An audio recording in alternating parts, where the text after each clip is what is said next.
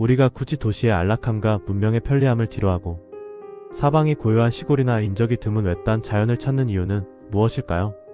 빽빽한 빌딩 숲을 벗어나 사방이 완벽한 정막으로 가득 찬 시골에서 맞이하는 밤은 일상에 지친 현대인들에게 더할 나위 없는 치유와 해방의 시간을 선물하곤 합니다. 단단한 콘크리트 벽과 이중창 대신 오직 낡은 석가래와 흙벽 하나에 의존한 채 고풍스러운 감성을 즐기는 한옥 체험이나 시골집에서의 하룻밤. 그 안에서 우리는 옛 선조들의 정취를 느끼며 비로소 자연과 하나가 되는 완벽한 자유를 만끽한다고 착각합니다. 하지만 여러분, 그것은 지극히 나약한 인간이 만들어낸 거대한 오만이자 착각에 불과합니다. 문을 닫으면 완벽히 차단된 것 같은 그 나뭇결. 틈새는 지극히 취약하고 무력한 인간의 부드러운 살덩이를 그 어떤 보이지 않는 위험으로부터도 보호해주지 못하기 때문입니다.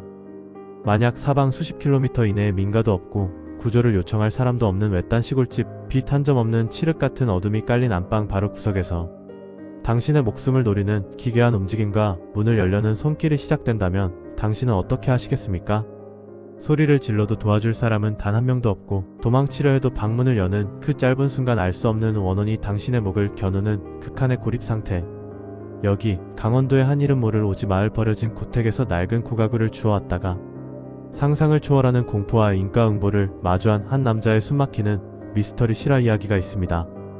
이 이야기를 끝까지 듣고 난 뒤 이번 주말 한적한 시골로 여행을 떠나거나 오래된 가구를 집안에 들릴 계획을 세우고 계신다면 밤늦은 시각 안방 구석에서 들려오는 아주 작은 마찰음에도 온 신경이 두려움으로 마비될지 모릅니다. 기억하십시오. 깊은 밤의 정막은 결코 인간의 것이 아니라 우리가 알지 못하는 구천의 원혼과 상기들의 시간이라는 것을 말입니다. 당시 33살이던 제보자 민우씨는 서울에 위치한 가구 디자인 회사의 대리로 근무하며 남들과는 다른 독특한 인테리어 소품과 오래된 고가구를 수집하여 집안을 꾸미는 것을 삶의 가장 큰 낙이자 유일한 피난처로 삼고 있던 평범한 직장인이었습니다.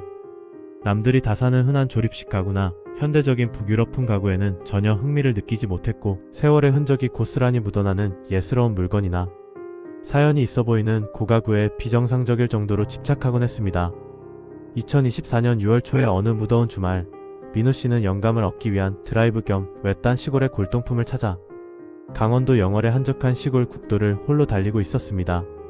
한참을 운전하던 중 일반적인 내비게이션 앱으로는 도저히 길을 찾을 수 없을 만큼 험준하고 구불구불한 산길로 진입하게 되었습니다. 주변은 온통 잡초와 가시덤불이 무성하게 우거져 있었고 길 끝자락에 다다랐을 때 사방이 울창한 소나무 숲으로 둘러싸여 오랫동안 사람의 손길이 전혀 닿지 않은 듯한 거대한 전통 고택 한 채가 민우씨의 눈앞에 나타났습니다. 묘한 호익심과 이끌림이 발동한 민우씨는 차량을 공터에 세우고 금방이라도 귀신이 튀어나올 것처럼 음산하고 스산한 기운이 감도는 폐가 안으로 천천히 걸어 들어갔습니다. 마당에는 깨진 장독대 파편들과 썩어서 무너진 석가래 잔해들이 아무렇게나 뒹굴고 있었는데 그 마당 한 구석 짙은 잡초더미 사이에 덩그러니 놓여있는 기이한 물체 하나가 민우씨의 시선을 단번에 사로잡았습니다. 그것은 놀라울 정도로 정교하고 화려한 문양이 사방에 새겨진 조선시대 양식의 낡은 나무 장롱이었습니다. 수십 년은 촉히 비바람을 맞았을 텐데도 불구하고 기이하게도 썩은 구석 하나 없이 칠흑처럼 어두운 검은빛을 띠는 나무의 질감은 묘하게 고급스러우면서도 불길한 아우라를 뿜어내고 있었습니다. 장롱 전면부에는 현대의 기술로는 흉내내기 힘들 정도로 입체적인 나비, 문양과 함께 언뜻 보면 주술적인 부적이나 저주의 표식처럼 보이는 정체 모를 기괴한 문양들이 사방에 어지럽게 음각으로 새겨져 있었습니다. 평소 고가구에 눈이 멀어있던 민우씨는 이것이야말로 세상에 단 하나뿐인 최고의 명품 고가구라 생각하며 속으로 격하게 쾌재를 불렀습니다. 주변을 아무리 둘러보아도 인적은커녕 민가조차 보이지 않는 완벽히 버려진 빈집이었기에 민우씨는 이 귀한 가구를 누군가 가치를 몰라보고 버려둔 것이라 확신했습니다. 그는 당장 자신의 SUV 차량 뒷좌석을 완전히 접어 공간을 확보한 뒤 숨이 턱턱 막히는 무게의 장롱을 혼자서 온 힘을 다해 차 안으로 밀어 넣었습니다. 이상하게도 장롱이 차 안으로 완전히 들어가는 순간 한여름의 날씨였음에도 불구하고 민우씨의 등 뒤로 얼음장처럼 차가운 서리 같은 한기가 슥 스쳐 지나갔습니다. 척추를 타고 내리는 기분 나쁜 소름에 몸을 한번 부르르 떨었지만 민우씨는 그저 땀이 식으면서 느끼는 기분 탓이라 여기며 서둘러 서울의 집으로 향했습니다. 서울의 아파트에 도착한 민우씨는 거실 한가운데 장롱을 내려놓고 먼지를 털어내며 정성스럽게 가구 전용 오일을 발라 표면을 닦아내기 시작했습니다. 그런데 기름을 머금으면 머금을수록 장롱의 표면은 더욱더 깊고 어두운, 마치 빛을 모두 집어삼키는 듯한 기괴한 검은 빛을 발산하기 시작했습니다. 문양 틈새의 낀때를 닦아낼 때는 손끝에서 묘하게 끈적거리는 불쾌한 촉감이 느껴지기도 했습니다. 한참 동안 장롱을 닦아낸 민우 씨는 그것을 가장 완벽한 위치인 자신의 안방, 침대 바로 맞은편 구석자리에 보기 좋게 배치했습니다. 침대에 누우면 장롱의 전면부가 한눈에 들어오는 구조였습니다. 어둠 속에서 은은하게 빛나는 고가구의 정취를 바라보며 민우 씨는 만족스러운 미소를 지었고 이내 피곤해진 몸을 침대 속으로 집어넣었습니다. 새벽이 깊어가면서 안방 내부의 공기는 비정상적일 정도로 차갑게 가라앉았고 가로등 불빛조차 제대로 들지 않는 방 안은 완벽한 암흑으로 밀봉되었습니다. 그렇게 얼마나 깊은 잠에 빠져들었을까? 민우 씨는 온몸의 신경세포가 하나하나 거칠게 곤두서는 듯한 극심한 한기와 함께 가위 눌림보다 더 지독한 압박감에 숨을 헐떡이며 번쩍 눈을 떴습니다. 눈을 뜨자마자 느껴진 것은 눈앞을 가린 암흑과 함께 가슴을 짓누르는 거대한 가위 눌림의 감각이었습니다. 방 안의 공기가 마치 얼음 물처럼 차갑고 무겁게 가라앉아 있어 숨을 쉬기가 턱턱 막혀왔습니다. 민우 씨는 떨리는 손으로 침대 옆 스마트폰을 켜 화면을 확인했습니다. 주황색 불빛 위에 찍힌 숫자는 정확히 새벽 3시 13분이었습니다. 사방은 죽은 듯이 고요했고 늘 들리던 아파트. 단지의 자동차 소리나 냉장고 돌아가는 작은 기계 음조차 들리지 않는 세상. 모든 소리가 지워진 듯한 기괴한 적막이었습니다. 바로 그 순간이었습니다. 침대 머리맡에서 불과 2m도 되지 않는 바로 맞은편 어둠 속, 즉 낮에 들여놓은 그 검은 장롱이 있는 방향에서 방 안의 정적을 무참히 찢어발기는 정체 모를 소리가 들려왔습니다. 스, 찍. 그것은 오래되어 뒤틀린 나무 문이 아주 천천히 그리고 무거운 힘에 밀려 억지로 열릴 때 나는 소름 끼치는 마찰음이었습니다.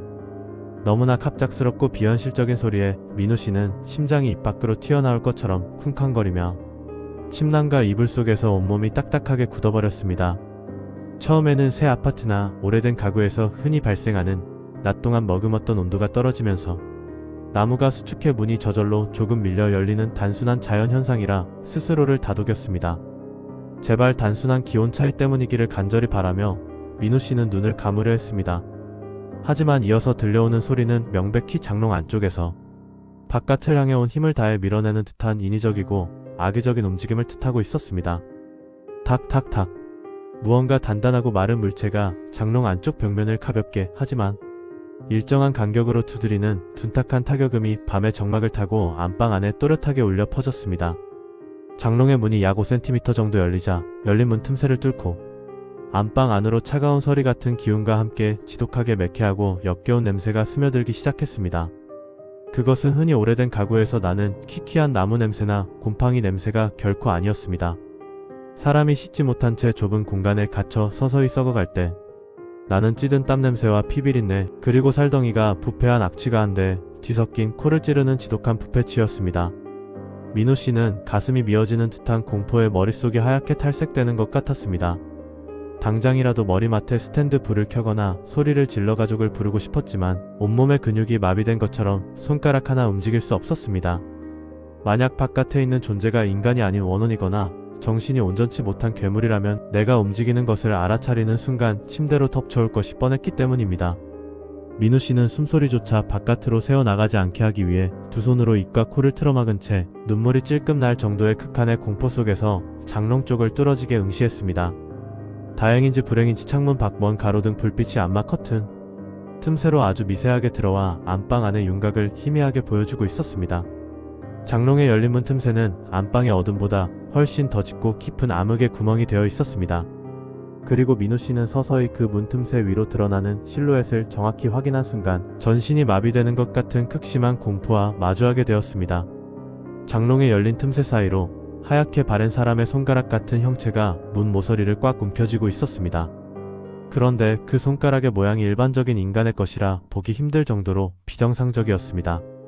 마디마디가 기괴하게 뒤틀려 꺾여 있었고 손톱은 오랜 시간 무언가를 긁어댄 듯 전부 빠져나간 채 시꺼멓게 죽은 피각질만 남은 흉측한 모습이었습니다. 그 하얀 손가락은 문을 아주 조금씩 더 열려다가 멈추고 다시 잠시 후에 1mm씩 천천히 문을 밀어내기를 반복했습니다. 마치 장롱 안에 있는 존재가 민우 씨가 깨어나는 것을 알고 있다는 듯이 자신을 똑바로 쳐다보기를 기다리는 것처럼 지독하게 집요하고 소름 끼치도록 느린 속도였습니다. 민우 씨는 감히 눈을 감지도 못한 채 밤새도록 그 기괴한 손가락과 장롱의 문틈새를 바라보며 눈물로 아침이 오기만을 기도했습니다. 그렇게 지옥 같은 밤이 지나고 창밖으로 푸르스름한 새벽빛이 밝아오자 장롱문은 언제 그랬냐는 듯 처음처럼 굳게 닫혀 있었습니다. 민우 씨는 침대에서 일어나자마자 온몸이 식은 땀으로 축축하게 젖어 있는 것을 발견했습니다. 어젯밤의 일이 너무나 생생하고 끔찍했지만 요즘 업무 스트레스가 심해 지독한 가위 눌림이나 악몽을 꾼 것이라며 스스로를 위로했습니다. 100번 양보해서 가구가 수축하며 소리가 났고 꿈속에 환각이 더해진 것이라 믿고 싶었습니다. 민우 씨는 덜덜 떨리는 몸을 이끌고 서둘러 출근길에 나섰습니다. 하지만 공포는 거기서 끝이 아니었습니다. 그날 저녁 늦은 밤 퇴근해 집으로 돌아온 민우 씨는 불을 켜고 거실과 안방, 바닥을 확인한 순간 손에 들고 있던 가방을 떨어뜨리며 바닥에 비명을 지르고 주저앉고 말았습니다. 낮에는 미쳐보지 못했던 기괴한 흔적들이 집안 곳곳에 남아있었습니다. 장롱이 놓여있던 안방 구석진 자리에서부터 시작해 민우 씨가 잠드는 침대, 바로 밑바닥까지 무언가 거꾸로 뒤틀린 채 방바닥을 기어다닌 것 같은 형상의 검은 채 자국과 흙먼지가 뒤섞인 발자국들이 방바닥에 빽빽하게 찍혀 있었습니다. 심지어 침대 시트 가장자리에는 정체 모를 검붉은 피가 말라붙은 자국들이 지저분하게 묻어 있었습니다. 이것은 절대 가위 눌림이나 꿈이 아니었습니다. 장롱 안에 무언가 끔찍한 생명체가 숨어 들어있거나 밤마다 저 가구의 문을 열고 주술적인 원혼이 내 방 안을 완전히 활보하고 있다는 확신이 들었습니다. 공포가 극에 달해 이성을 잃은 민우 씨는 이 저주받은 장롱을 당장 집 밖으로 빼내어 버려야겠다고 결심했습니다. 그는 도끼나 망치라도 들고 장롱을 부수어버릴 기세로 안방으로 들어가 장롱 문을 거치게 열어젖 쳤습니다. 하지만 활짝 열린 장롱 안은 아무것도 없이 그저 텅 비어있을 뿐이었습니다. 냄새 역시 낮에는 평범한 가구 냄새 외에는 나지 않았습니다. 귀신이 곡할 노릇이었습니다. 그러나 민우 씨가 장롱 안쪽 깊은 벽면을 손전등으로 자세히 비추었을 때 내부의 바닥면과 옆면, 벽 가득 알 수 없는 수많은 한자들과 붉은색, 부적의 잔해들이 칼로 지식여 파놓은 것처럼 지저분하게 긁혀있는 흔적들을 발견했습니다. 무언가 잘못되어도 단단히 잘못되었다는 것을 직감하고 장롱을 밀어내기 위해 가구 표면에 손을 대는 순간 안방의 불이 치지직 소리를 내며 일제히 꺼져버렸습니다. 완벽한 어둠 속에서 민우 씨의 등 뒤 바로 귓가에서 스은 하는 기괴한 날숨소리와 함께 도저히 인간의 것이라고는 믿을 수 없을 정도로 낮고 긁히는 듯한 목소리가 고스란히 꽂혔습니다. 왜 열었어? 왜 나를 여기서 꺼냈어? 그것은 살아있는 인간의 목구멍에서 나오는 목소리가 아니었습니다. 물이 가득 찬 허파에서 강제로 쥐어짜 내는 듯한 쇳소리이자 오랜 세월 깊은 원한에 사무쳐 구천을 맴도는 귀신의 원초적인 날숨이었습니다. 민우 씨는 목이 터져라 비명을 지르며 안방 문을 팍 차고 거실로 뛰쳐나왔습니다. 신발도 제대로 신지 못한 채 맨발로 아파트 복도를 질주해 엘리베이터를 타고 주차장으로 내려갔습니다. 자신의 SUV 차량에 올라타 문을 걸어 잠근 민우 씨는 떨리는 손으로 운전대를 잡았습니다. 온몸이 사시나무 떨듯 떨렸지만 머릿속에는 오직 단 하나의 생각뿐이었습니다. 이 가구를 처음 주워왔던 그 강원도 영월의 외딴 오지 마을로 돌아가야 한다는 것이었습니다. 이 가구의 얽힌 사연과 정체를 정확히 알지 못하면 평생 저 저주와 냄새로부터 벗어날 수 없을 것 같다는 극단적인 생존 본능이 그를 지배했습니다. 밤길을 미친 듯이 전속력으로 달려 몇 시간 만에 겨우 날이 밝아올 무렵 강원도 영월의 오지 마을 어귀에 도착했습니다. 민우 씨는 차에서 내려 마을 입구에 위치한 가장 오래되고 낡은 구멍가게로 무작정 뛰어 들어갔습니다. 맨발의 먼지와 식은땀으로 범벅이 된 채 페인에 몰골을 하고 대뜸 그 코택과 마당에 버려져 있던 검은 장롱에 대해 소리를 지르며 묻기 시작하는 민우 씨를 보며 가게를 지키고 있던 머리가 하얗게 바른 노인은 무언가를 알아차린 듯 깊은 한숨을 내쉬었습니다. 노인은 떨고 있는 민우 씨를 진정시키며 따뜻한 보리차 한 잔을 건네고 자리에 앉혔습니다. 그리고 외지인들은 결코 알지 못하는 그 저주받은 고택과 가문에 얽힌 잔혹하고 슬픈 비극의 역사에 대해 나직한 목소리로 이야기를 시작했습니다. 민우 씨가 찾아가 장롱을 주워왔던 그 거대한 고택은 사실 1960년대 초반까지만 해도 그 일대 산을 모두 소유하고 있던 만석군 대지주 가문의 소유였습니다. 부러울 것 하나 없어 보이던 가문이었지만 대지주에게는 남들에게 절대 말하지 못할 가문의 치명적인 비밀이자 저주가 있었습니다. 대지주가 늙음하게 얻은 귀한 외아들이 당시에는 고칠 수 없는 천벌이자 신의 저주라 불리던 지독한 나병한 쌤병에 걸려 온몸의 피부와 살점이 문드러지며 썩어 들어가기 시작했던 것입니다. 가문의 명예와 소문이 바깥으로 퍼지는 것을 극도로 두려워했던 대지주는 자식을 병원에 보내거나 치료하는 대신 사람들의 눈을 피해 안방 구석에 특별히 주문 제작한 거대하고 튼튼한 특수 나무 장롱을 짜 넣었습니다. 그리고 그 안에 자신의 친자식을 산채로 가두어 숨겨버렸습니다. 오직 숨을 쉬고 밥을 밀어 넣을 수 있는 작은 구멍 하나만을 뚫어놓은 채 그 어린 아들은 좁고 어두운 장롱 안에서 온몸의 살덩이가 썩어가고 손톱이 문드러지는 극한의 고통을 겪으며 수년 동안 어둠 속에 갇혀 지내야 했습니다. 시간이 흐를수록 아들의 상태는 악화되었고 가문에는 원인 모를 불행들이 겹치기 시작하자 미신을 맹신하던 대지주는 이 모든 비극의 장롱 안의 자식 때문이라 믿기 시작했습니다. 결국 지주는 아들이 갇힌 장롱문에 거대한 자물쇠를 몇 겹으로 채워 확실하게 걸어 잠근 뒤 최소한의 팝줄마저 끊어버렸습니다. 아들은 피 한 점 없는 완벽한 암흑 속에서 배고픔과 살이 썩어가는 고통에 몸부림치며 장롱 내부 벽면을 손가락뼈가 닳아 없어질 때까지 미친듯이 두드리고 손톱으로 긁어대며 자신을 버린 가문과 세상을 향해 저주를 퍼부었습니다. 결국 아들은 그 안에서 미라처럼 처참하게 말라 죽어 생을 마감했습니다. 자식이 죽은 후 대지주의 가문은 원인 모를 의문의 연쇄 급사와 화재로 순식간에 흔적도 없이 멸문지화당해 폐가가 되었지만 억울하게 굶어 죽은 남자의 원한과 썩은 피가 고스란히 깃든 그 검은 장롱만은 세월이 흘러도 썩지 않은 채 그 자리에 남아 밤마다 자신을 꺼내어 문을 열어줄 새로운 주인을 집요하게 기다리고 있었던 것입니다. 그 장롱은 자네가 생각하는 가구가 아닐세. 나병 걸린 자식을 산채로 가두어 굶겨 죽인 가문 전체의 저주가 뭉친 인간 신주단지이자 관짝 무덤이지. 자네가 그것을 탐욕 때문에 제 발로 안방에 들여놓고 영혼의 봉인을 닦아냈으니 밤마다 금이라 귀신이 자네의 생사경을 넘나들며 살점과 전기를 빼앗으려 장롱 문을 연게야. 당장 돌아가서 그 가구를 완전히 불태우지 않으면 다음번 새벽 3시 13분에는 자네가 그 장롱 안으로 강제로 끌려 들어가 평생 나오지 못하고 갇히게 될 걸세. 노인의 서늘하고 단호한 경고를 들은 민우씨는 소름이 돋아 손에 쥐고 있던 컵을 바닥에 떨어뜨려 산산조각 내고 말았습니다. 민우씨는 그 길로 다시 서울의 집을 향해 차를 몰아 미친듯이 전속력으로 가속 페달을 밟았습니다. 영월에서 서울로 돌아오는 내내 차량 내부의 미러를 볼 엄두조차 내지 못했습니다. 혹시라도 뒷좌석 너머에서 그 뒤틀린 손가락이 튀어나올까 두려웠기 때문입니다.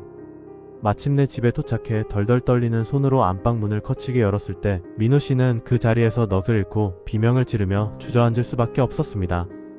안방 구석에 놓여있던 검은 장롱의 문은 이제 어젯밤의 틈새 수준이 아니라 마치 누군가를 환영하듯 바닥까지 완전히 활짝 열려 있었습니다.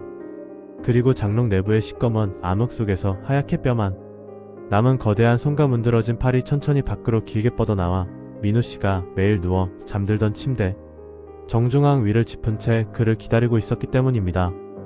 민우씨는 공포를 이겨내기 위한 악에 받쳐 베란다로 달려가 캠핑용 가솔린통과 라이터를 가져왔습니다. 그리고 열린 장롱 내부와 침대를 향해 가솔린을 무차별적으로 거치게 뿌린 뒤 불을 붙인 라이터를 던졌습니다.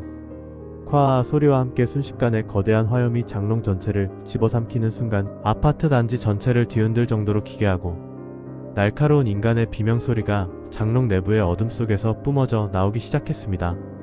그것은 스피커 찢어지는 소리가 아니라 실제로 사람이 산채로 불에 타들어갈 때 내는 듯한 극심한 고통의 비명과 원한 서린 통곡이었습니다. 장롱이 완전히 화염에 휩싸여 시꺼먼 잿더미와 연기로 변해가는 수십 분 동안 코를 찌르는 피비린내와 살타는 냄새가 온 집안을 가득 채웠고 가구가 형체를 알아볼 수 없을 정도로 완전히 소멸하고 나서야 그 끔찍한 소음은 거짓말처럼 멈추었습니다. 문명과 완전히 단절된 오지에 버려진 빈집, 그리고 우리가 골동품이나 레트로 감성이라는 명목 하에 머무르고 주워오는 오래된 가구들과 물건들 속에는 가끔 인간의 이성으로는 감히 영역을 침범할 수 없는 오래된 원한과 광기의 저주가 숨죽인 채 다시 세상 밖으로 나올 날만을 기다리고 있을지 모릅니다. 오늘 밤 여러분이 가장 아늑하고 안전하다고 믿는 안방 침대 위에서 깊은 잠 청할 때 혹시 방 구석에 놓인 가구 틈새나 어둠 속에서 스으 하는 기괴한 나무 마찰 소리가 들려오기 시작한다면 절대로 그쪽을 쳐다보거나 문을 열어주지 마십시오. 어쩌면 장롱 문틈을 움켜쥔 그 흉측한 손가락의 주인이 당신을 그 어두운 장롱 속 무덤으로 이끌고 들어갈 마지막 순간을 준비하고 있을 테니까요. 단단한 못으로 박힌 못자국이라 할지라도 가구 안에 갇힌 원한은 결코 안전하지 않습니다. 부디 명심하시기 바랍니다.